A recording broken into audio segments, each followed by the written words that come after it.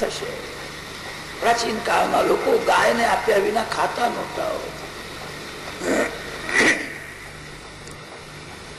રાજાઓ ગાયોની બ્રાહ્મણોની બહુ કાળજી રાખે. ગાય દુઃખી ન થાય, બ્રાહ્મણ દુઃખી ન થાય.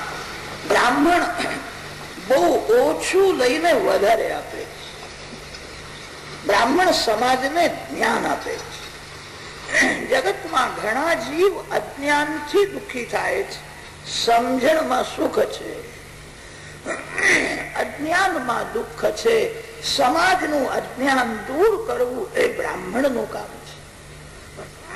રાજાઓને પદવી છે ગૌ બ્રાહ્મણ પ્રતિપા.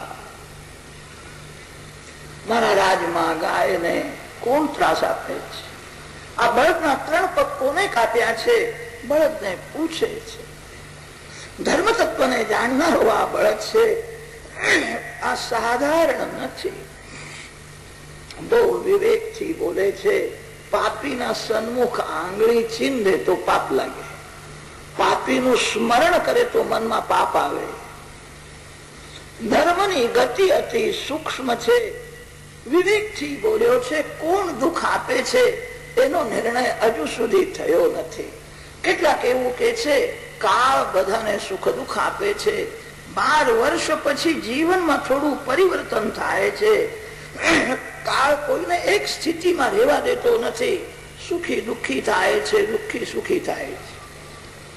કાળ સુખ દુઃખ આપે છે એવું કેટલાક માને છે. કેટલાક કે છે કાળ નથી, કર્મથી જીવ સુખી દુઃખી થાય છે. કેટલાક એવું કે છે કે કાળથી નહીં, કર્મથી નહીં, સ્વભાવથી જીવ સુખી દુઃખી થાય છે. જેનો સ્વભાવ બરફ જેવો ઠંડો છે એ જ્યાં જાય ત્યાં ઠંડક છે. જેનો સ્વભાવ કડક છે એ જ્યાં જાય ત્યાં હૈયું બાળે છે. કેટલાક લોકો એવા હોય છે એમની ઈચ્છા પ્રમાણે ઘરમાં રસોઈ ન થાય તો હૈયું બાળે છે. મેં કહ્યું હતું આવું કેમ કર્યું? અરે થાળીમાં જે આવ્યું છે ભગવાનનો પ્રસાદ માનીને ભગવાનનું સ્મરણ કરતા પ્રેમથી હૈયું શું કરવા બાળો છે? અન્ન પરમાત્માનું સ્વરૂપ છે. અન્નદેવના સન્મુખ જે ક્રોધ કરે છે, અન્નદેવના સન્મુખ જે હૈયું બાળે છે એને બહુ પાપ લાગે. ભોજનમાં મનને પ્રસન્ન રાખો, શાંત રાખો. કેટલાક ક્રોધ કરે છે. મીઠું બહુ ઓછું પડ્યું છે, દાળ તો બહુ ઠંડી છે. અરે દાળ ઠંડી છે તો તું ગરમ કેમ થાય? તું ઠંડો થઈ જા. જેનો સ્વભાવ ઠંડો છે એ જ્યાં જાય ત્યાં શાંતિ છે. સ્વભાવના લીધે જીવ સુખી દુઃખી થાય. કોણ દુઃખ આપે છે એનો નિર્ણય હજુ સુધી થયો નથી.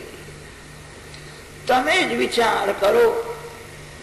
પાપીનું સ્મરણ કરવું એ પણ પાપ છે.